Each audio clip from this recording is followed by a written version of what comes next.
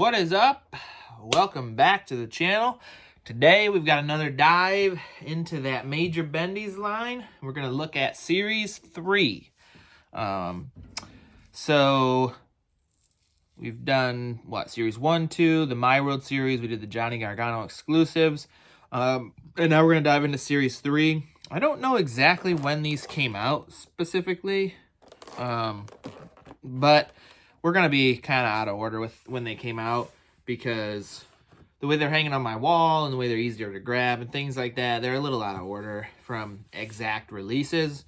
And we'll probably jump around with some of the exclusives where like maybe they had one exclusive for a guy and we'll grab like 4 exclusives that could have came out, a bunch of different times, but I needed, enough to make a video or what have you. So we're going to dive into Series 3 today, like I said.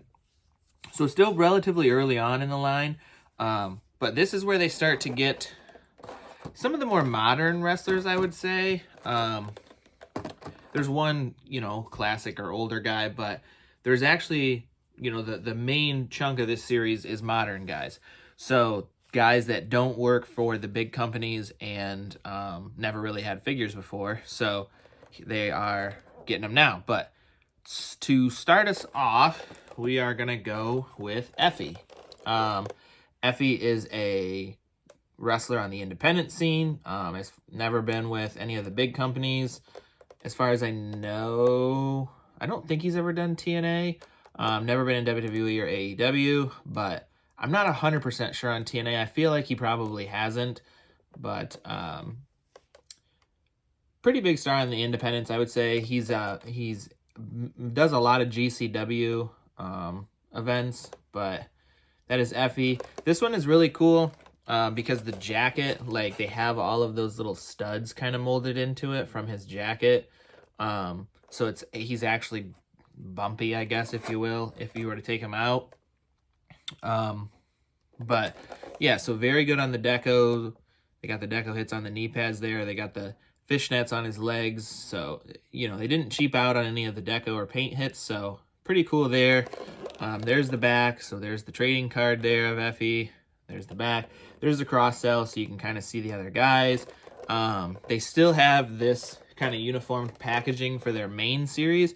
We saw some of the other cooler, weirder packaging that they had with the Johnny Gargano and the Ric Flair one that we did. So they do have some really, really good packaging. This is still their standard, like, basic series packaging that they did for Series 3. But, so that is Effie there. Make some room here. Next up, we have Colt Cabana. Colt Cabana is another guy that's done mainly independents. He's been in AEW, but he does a lot more independent type stuff.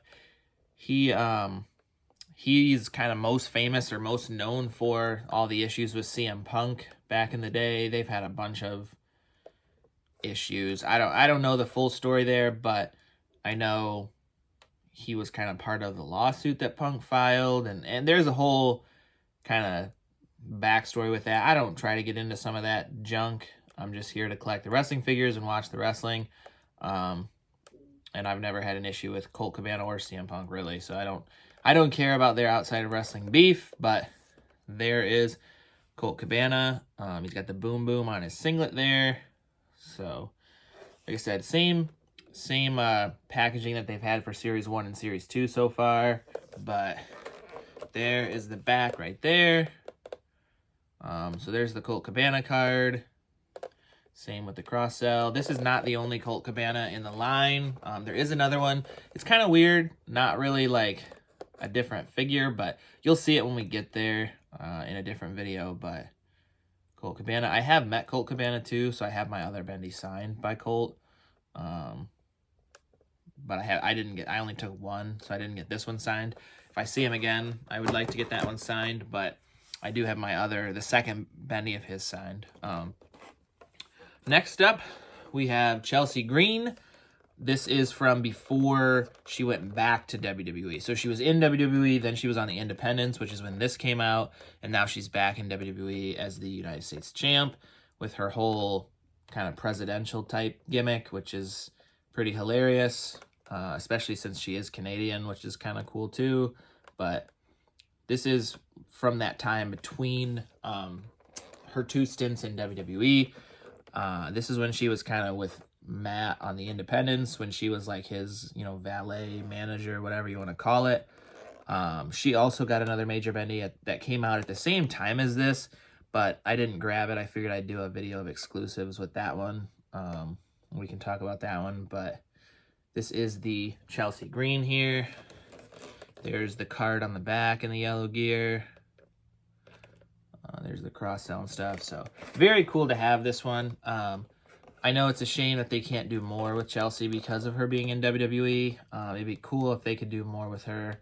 I do really like her. I think she's a good performer. She's a great actor when it comes to some of the stuff. I just wish WWE would do something to make her more serious. I think the presidential gimmick is cool. I think it's fun. I don't know if it's ever like world champion material though, which is kind of a shame. That's the thing that I always feel like they've made Chelsea more of a joke than an actual performer, which they need those kind of things. I mean, R-Truth has made a great career doing that kind of stuff. But he's never going to be known as one of the greats. And I feel bad that I think Chelsea's kind of being pigeonholed into that also, to where, you know, 50 years from now, you're not going to look back and think Chelsea Green was one of the greatest wrestlers ever if they don't do something a little different with her. But that's just my opinion. I mean, I could be wrong, obviously, but I feel like your Charlottes, your Baileys, your Beckys, things like that, those are going to be the ones that people remember years and years from now. And unless Chelsea's able to do something a little different and be taken a little more serious, I don't know if she will be, and that's kind of a shame because I think she's, like I said, I think she's a great performer. She's definitely a great actor. She's nailed pretty much all the silliness that they've made her do. So props to her. I think that's cool. I just wish she would get a little bit more, but that's just my opinion. What do I know? And then the classic guy from the set is Gangrel. Kind of interesting that they went with 3 modern, like, independent wrestlers at the time of these being released. They went with 3 independent wrestlers and then 1 legend. I wonder if they did that just to try to get more sale. I'm not sure. That's an interesting...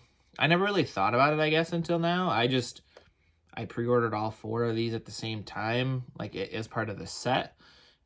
These were all sold on their Major Bendies website. I'm sure you could get them at other retailers too at some point, but they weren't like exclusive anywhere. They were just sold on their Major Bendies website. But yeah, this is the Gangrel. Again, like the ruffles on his shirt and everything are all detailed and like part of the mold. So like they actually have, you know, feeling if you were able to touch it. He's got the necklace. He's got the rhinestones in his boots, which is really cool. The shades on with the tongue. It's a little bit hard to see in the camera, but his tongue piercing is there. That's not a bad look. You can tell that it's there. So tongue piercing is there. Very cool that they did that. There he is on the back with the card, you know, with his fangs. Can you see his fangs? You can't really see his fangs in the teeth, so they didn't add the vampire fangs on with his teeth, but you can kind of see them on the card. They're very, very small and minuscule. You can barely see them there, but yeah. So that is the Gangrel right there. Series. This is Series 3. I said Series 3 from the beginning, but I was second-guessing myself there as to if this was Series 3 or 4. So, yep, there's Gangrel. And then Series 3 had 1 chase with it. They only did 1 chase with this one compared to the 2 that they did in Series 2. And this one, I think, makes perfect sense. This one was, like, absolutely made sense. Perfect. Nailed it. And that is another Gangrel. That is the Bloody Gangrel. However, like I said, I think it makes perfect sense because he used to always do this with the entrance where he'd have the, you know, like that chalice of blood, red liquid of whatever it was, and he'd get to the, you know, the stairs leading into the ring, and he'd take a big drink, and then he'd spit it out. So then he'd kind of look like this after that, where he'd have the, you know, the blood dripping down his face, and it'd get on his, you know, his chest and shirt, that kind of thing. So, like, this was a great idea, perfectly nailed. Definitely looks just like he would look after he did that. Nothing different with the card or anything.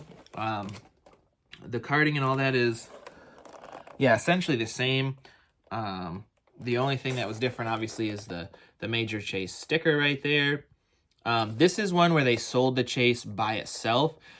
So essentially, I bought the 4-pack of all 4 of these other ones that I showed, and then this was like a separate, not separate purchase, but a separate item. So like that was one item, and you got all 4 of the figures, and then this was its own item to where you got the 5th Chase figure.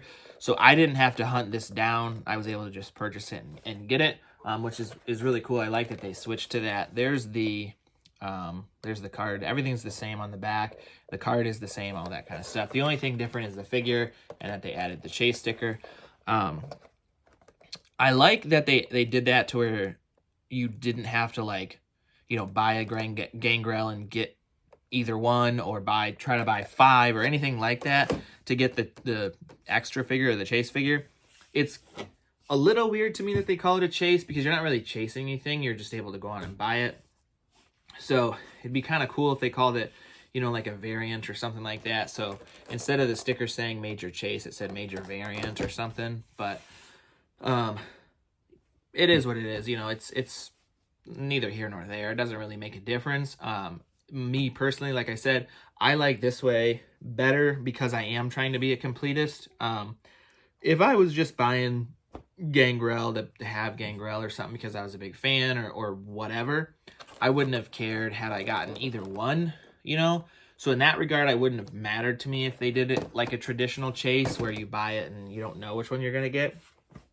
But for somebody that's trying to complete the line and wants to have every major bendy that they've ever produced, I do like it this way better. The last series, or you know, a couple videos ago when we did series 2 with the Nick Gage and the Atom Bomb, I got one with my order, so then I had to re-find the regular one, so I had to buy another one and hope I didn't get another Chase. And with the other one, I had to hunt that down on eBay, and you pay a little up and things like that. So like, that's where it gets kind of frustrating. It's nice to be able to just go in and buy them all and be done. That's where they've gone with all of their figures in the Major Bendy line since that series 2. That was the only one where you didn't know what you were going to get. That was the only true Chase.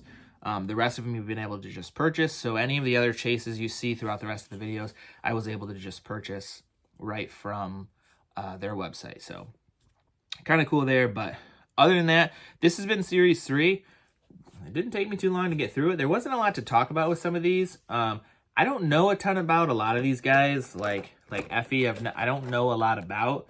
I just know he's a big guy on the independents. He wrestles in GCW. He's done a lot of feuds with Cardona, things like that. So same with Colt. I don't know a ton about him. Like I said, I know he's been in AEW, things to that nature. He was in Dark Order in AEW, stuff like that. Chelsea is doing great in WWE now. So there's not a ton to talk about with some of these guys just because I don't know a ton about them, but still love that I have all these figures. Still love that they're in my collection.